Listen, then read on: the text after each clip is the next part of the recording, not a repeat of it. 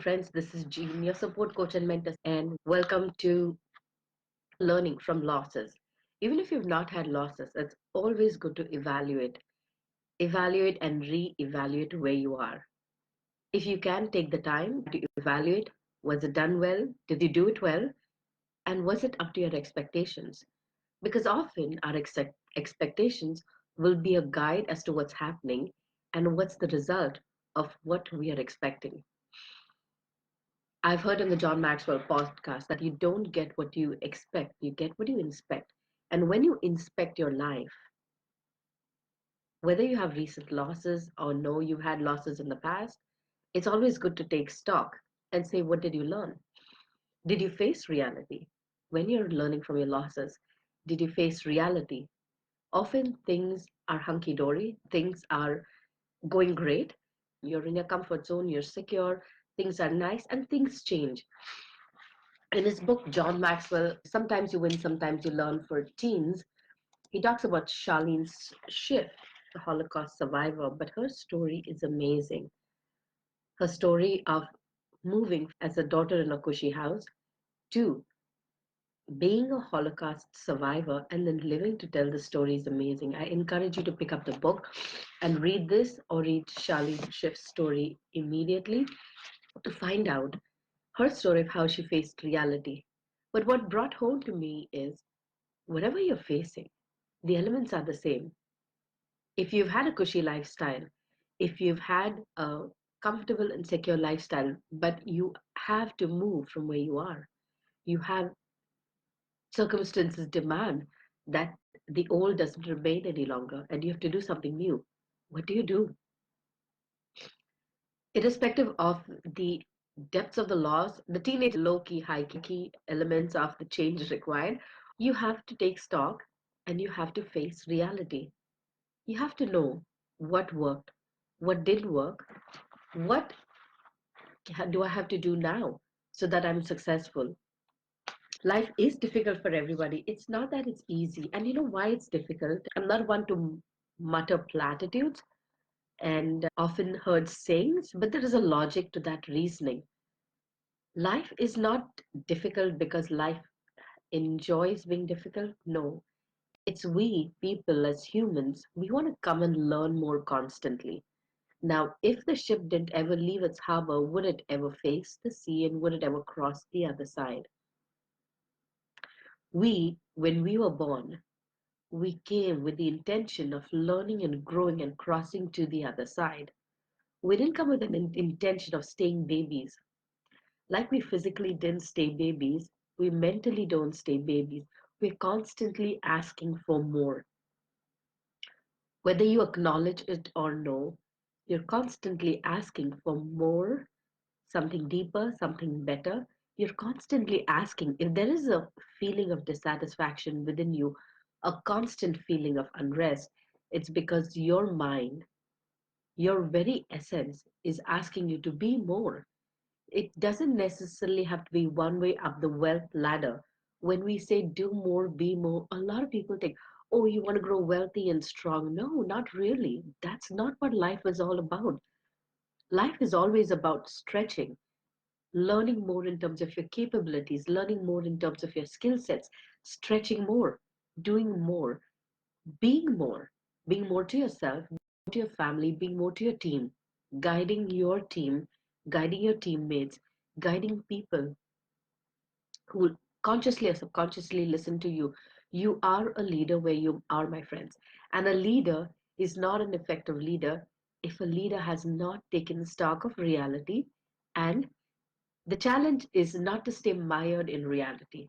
I hate confrontation, I hate contrast. So it was a challenge for me to take up this book. But I realized a lot of things in this book I already practiced. So it was not fearful for me to handle the book and the chapters in the book. Because as leaders, we always think of the next steps, of the next best steps. Yes, something has happened. Now, to what do we do? How do we cut our losses? Very important. So life is difficult for everybody. And again, no platitudes. It's not about it being difficult. It's about we demanding experiences subconsciously so we learn through those experiences. So my friends, if you're in the boat and you're saying, why me? Is it easier for somebody else? It always looks easier for somebody else. But hey, they didn't ask your experiences because they're asking their own experiences. So again, my colleagues John Maxwell have said this: don't compare somebody's backside to your front side, or rather, don't compare somebody's front side, as in the front lawn or the front stage, to your backstage. When we are looking at ourselves, we're always evaluating, self-criticizing because we want more. So our personal standards are high, and we always think we're not doing well. We always think we're not good enough. There's never a time when you're going to be good enough. Trust me, I'm learning that there's never if you're called to do more, be more, have more, go, jump out, take the challenge, learn along the way, because there'll never be a time you fully learned. It's like a baby. The baby says, I want to walk, but the baby's not going to say, I'm going to learn to walk in my cradle. I'm going to paddle my feet up in the comfort or on the comfort of being on my back. I'm going to practice, and when I'm strong enough, I'm going to start taking a walk. Imagine that. If you are saying that in your real life situation, then how is it going? Are you moving anywhere? Let's ask you that question, right? Am I moving anywhere? I can ask that question because I'm learning the hard way that staying on your back and paddling in the air doesn't get you anywhere, right? Getting out of your comfort zone. So life is difficult, but again, not because life is difficult, it's because we are constantly asking contrasting experiences to learn from it, to learn and grow. When we learn and grow, when we look back, the same contrasting experiences don't happen again because we've gone past that to newer experiences, newer contrasts, newer learnings. So, my friends, yes, you will find that challenging. And over the times, over the years, and especially as we do a book like this, we learn how to live through those contrasts better and faster. So we continue to contribute to our community, to our family, to ourselves, to the people. We continue to focus on what our strength zones are and continue to magnify our contribution through those areas.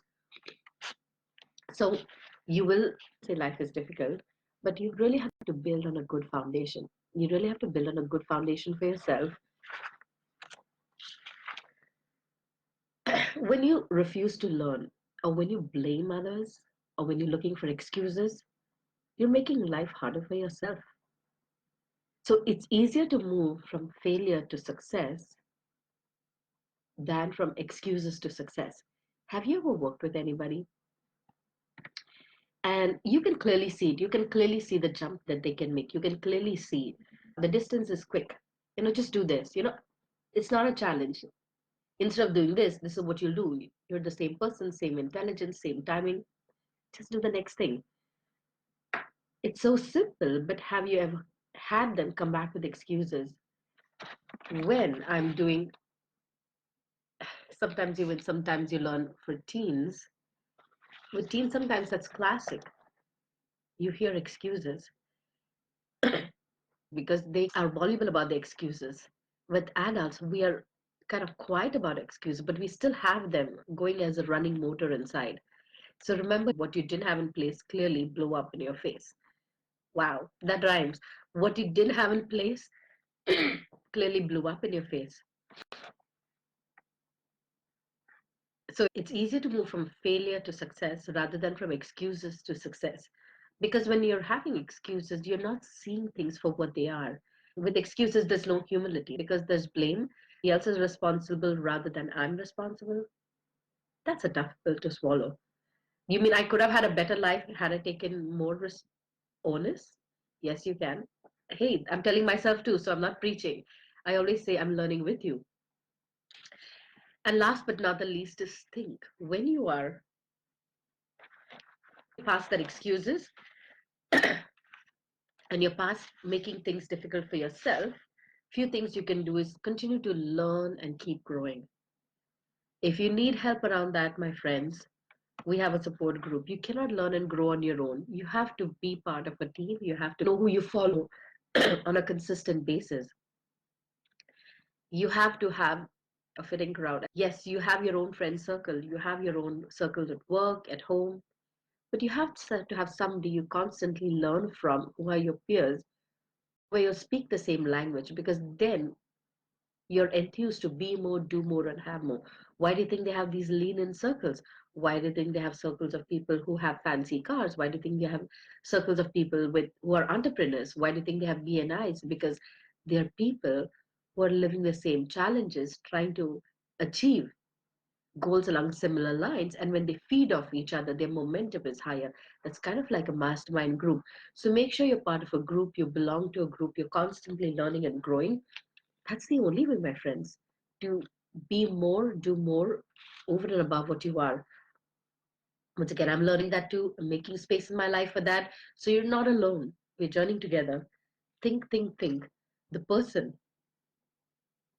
who faces and overcomes challenges is that person who's thinking over and above and beyond, who's thinking two steps ahead.